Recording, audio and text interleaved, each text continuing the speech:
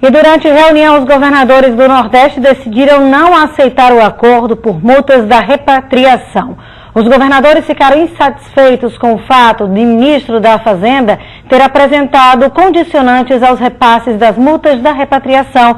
E é sobre esse assunto que a gente conversa ao vivo, direto da redação, com Cristina Vidal. Bom dia, Cristina. Bom dia, Mariana. Bom dia, Jane e todos que assistem ao Encontro com a Notícia. Mariana, a decisão foi unânime. Agora os governadores elaboraram uma carta que vai ser enviada ao presidente Michel Temer sobre essa definição. O documento, os chefes do executivo devem detalhar as medidas de ajuste fiscal já aplicadas desde janeiro do ano passado. Eles acreditam que os estados nordestinos têm uma realidade diferente da observada em governos estaduais de outras regiões. Por isso, não seria possível um acordo que estabeleça regras únicas para todas as 27 unidades da federação.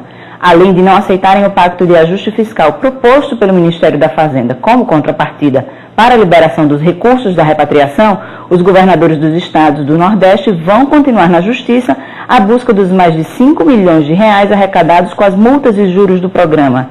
As multas de repatriação são aplicadas em cima dos recursos mantidos por brasileiros no exterior. Parte desse valor arrecadado é repassado para os estados e municípios. Cristina Vidal, da redação, para o Encontro com a Notícia. Obrigada, Cristina. O fato, Jane, que com a crise dessa, todo mundo está precisando de dinheiro, né? O Brasil está numa crise aí em vários setores, né, da administração pública, do governo federal, dos estados, dos municípios, e precisa de algumas reformas. Entre essas reformas, há uma que se impõe, que é para estabelecer um novo pacto federativo, que fortaleça mais os estados, os municípios, que tire essa dependência do pires na mão de governadores terem que ir a Brasília, às vezes se subordinando a ministros, quando institucionalmente deveriam estar abaixo do presidente da República. A gente vê esse impasse aí, ele pode nortear uma negociação para esse novo pacto federativo. Os municípios, os estados reclamam que o governo federal arrecada muito e distribui de uma forma não muito equânime esses recursos, às vezes arbitrado por um ministro. A distribuição arbitrada pelo ministro dá um poder ao ministro de, às vezes, até impor aos governadores um comportamento, como agora os estados querem, com esse dinheiro que foi repatriado, tem a parte que é paga da tributação e tem a parte da multa.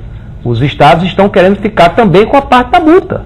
O governo federal, em princípio, não estava querendo repartir essa parte.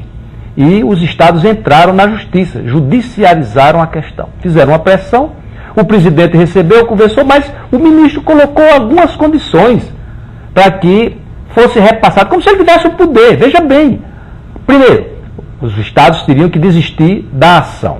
Os governadores não aceitaram. Segundo, está havendo um desgaste do governo federal para aprovar a PEC 241, que virou 55 no Senado, que é a PEC do teto dos gastos. E o ministro está exigindo também, para liberar esse dinheiro das multas, que os estados façam algo semelhante ao que o governo federal está fazendo. Aí já vai jogar para os estados, de uma forma generalizada, a crise que a gente vê de administração financeira no país, em alguns estados. Aí aqueles estados que não estão numa crise que justifique esses cortes ou esse desgaste com os funcionários públicos, eles não estão querendo aceitar. É algo que precisa, a partir dessa negociação, se estabelecer aí um determinado período para que, entre as reformas, saia também essa, que precisa, já vem há algum tempo. Nesses últimos anos a gente vê a Federação dos Municípios fazendo manifestações em Brasília para pedir para aumentar a participação dos municípios no fundo de participação, estão conseguindo isso, os governos do estado também querem um pouco mais desses recursos, desses tributos arrecadados pelo governo federal. E, cabulosamente, nesses últimos anos da redemocratização, o governo federal, como o imposto é dividido em partes, ele às vezes cria taxa, contribuição, formas de tributação que necessariamente não são distribuídas entre estados e municípios também. Então, essa reforma tributária, junto a um novo pacto federativo, pode dar não apenas um pouco mais de independência na gestão dos recursos aos governadores, aos prefeitos, como acabar com esse negócio da romaria de ir a Brasília Qualquer liberaçãozinha de recursos tem que ir a Brasília, tem que falar com o ministro, tem que falar com esse aqui, com aquele acolá. E o Brasil não pode mais ficar nesse atraso de um centralismo que não se justifica mais quando a gente vê as sociedades aí mais modernas deixando que os municípios, os estados, as regiões cresçam, se desenvolvam muito mais pelas suas próprias características, recursos, desafios e administradores do que na dependência de um centralismo que, desde a queda daquele centralismo da União Soviética até alguns acordos internacionais, começa até da Europa aí, a Inglaterra tem suas características, Portugal tem suas características, e na medida que esses países estavam ficando engessados por conta do mercado comum europeu, começaram a se rebelar, a sociedade em primeiro momento. E essa questão no Brasil, ela precisa ser resolvida, não dá mais para adiar, e o momento é esse.